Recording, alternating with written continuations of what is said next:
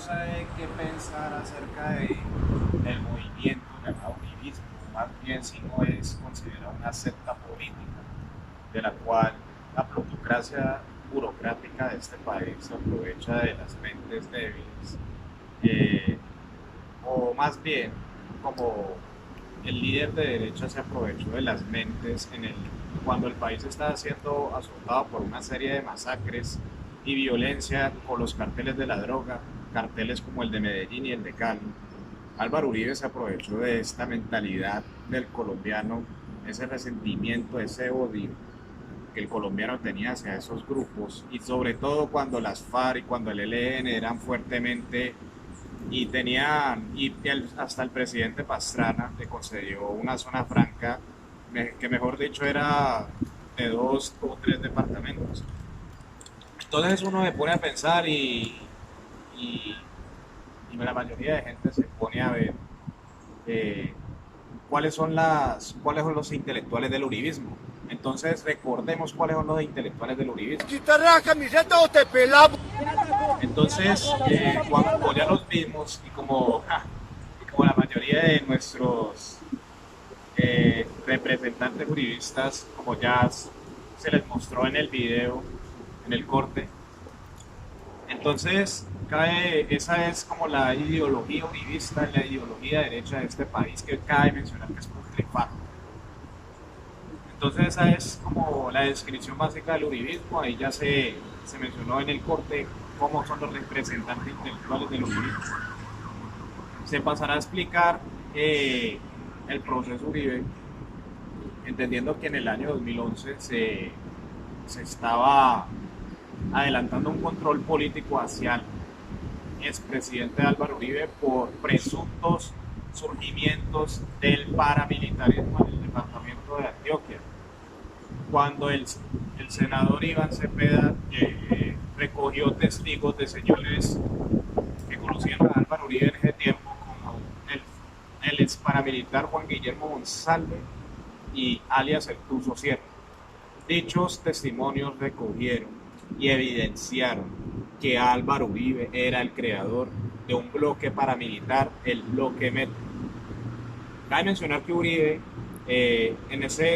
cuando matan al papá en el año 83, en el tipo surge algo increíble. Yo creo que ahí nació el demonio, el diablo de Colombia, porque el tipo literal hace todo lo posible para vengarse de las personas que mataron a su padre, Alberto Uribe Sierra. Cabe mencionar que en ese tiempo el culibajito bandido, como le dice el compañero Levi Rincón, tenía una serie ya de delitos, ya era muy conocido en la época de los 80, tanto así que el presidente de ese entonces, Belisario Betancur, lo destituye de la alcaldía de Medellín 3 meses después de haber ejercido su cargo, porque el entonces Pablo Escobar mandó a recoger a Uribe para una cumbre que tenía el cartel de Medellín y donde estaba alias el mexicano, donde estaba el mencionado Capo Escobar y donde estaban los Ochoa.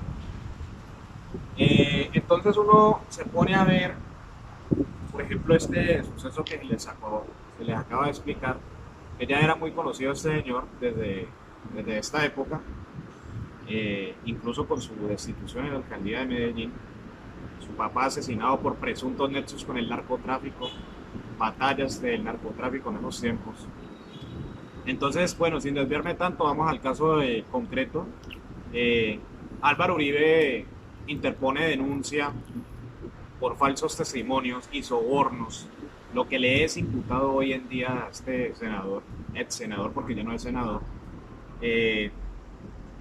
Entonces llega a la conclusión la Corte que este, que este señor Iván Cepeda queda absuelto y que el que está condenado actualmente por esos delitos, artículo 444 del Código Penal, que es denominado soborno, el artículo 453 del Código Penal, que es fraude procesal.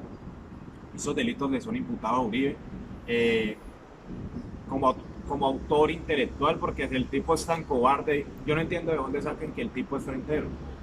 cuando el tipo manda a su lavaperros cadena, porque es un lavaperros, un man que le hace el favor al capo, al patrón.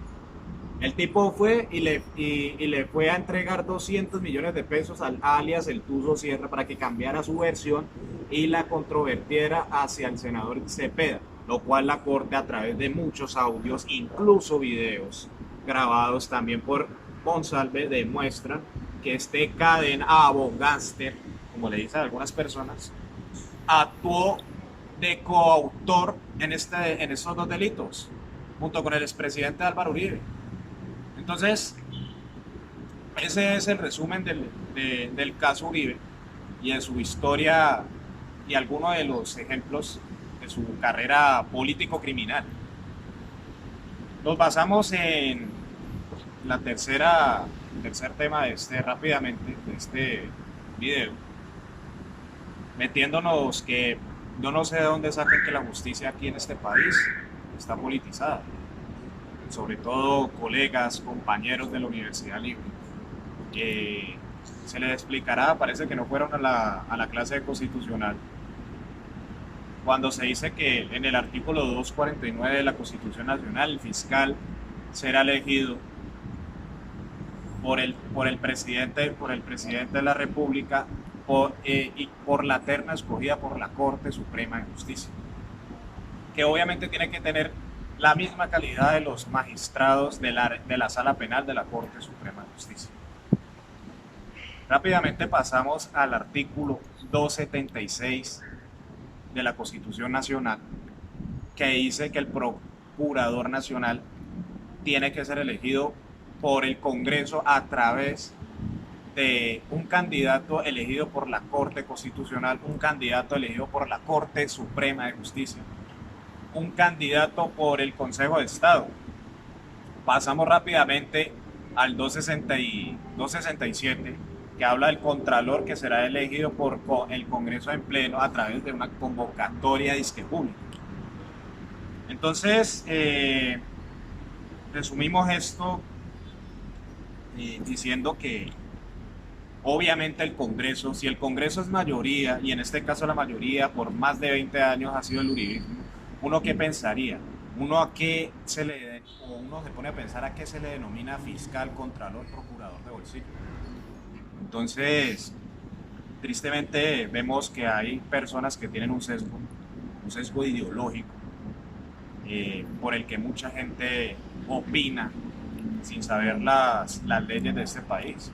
Mucha gente que defiende ese tipo a través de la ley 100 del 93. Este tipo fue ponente de esa privatización en el área de la salud del país, a través de la masacre de la ley 50 del 90, a través de la masacre laboral que reformó el Código Sustantivo del Trabajo en el artículo 789 del año 2002. Entonces, la gente de este país parece que fuera masoquista. Uno no entiende a esta chusma repugnante, porque es que no hay manera más de decirlo. Esta chusma repugnante, como yo les denomino, es esa la que escogen los presidentes, porque los jóvenes de este país les vale 5 quién es el presidente y cómo funcionan las entidades del Estado y la política. Dejando eso aparte, se hará quiero decir yo personalmente, Juan Camilo Sosa Pastrana, que se rechaza la masacre ocurrida en estos días en el barrio Llano Verde. Se rechaza totalmente la masacre ocurrida en el municipio de Samaniego, en el departamento de Nariño, son de los 9 jóvenes que fueron asesinados por Bacrim, por grupos armados desconocidos. Se rechaza totalmente la amputación del joven homosexual en la costa, que le amputaron un brazo por pertenecer a este grupo minoría.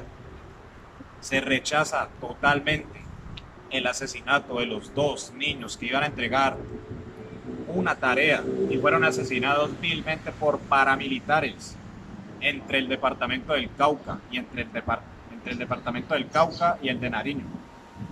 Se rechaza la muerte de los indígenas que eran protectores de una reserva natural en Nariño, total rechazo a las muertes, total rechazo a la polarización, total rechazo a la división de los ciudadanos. Todos podemos crear un país donde quepamos todos y donde este tipo que tengo dibujado en esta camisa esté muerto o preso.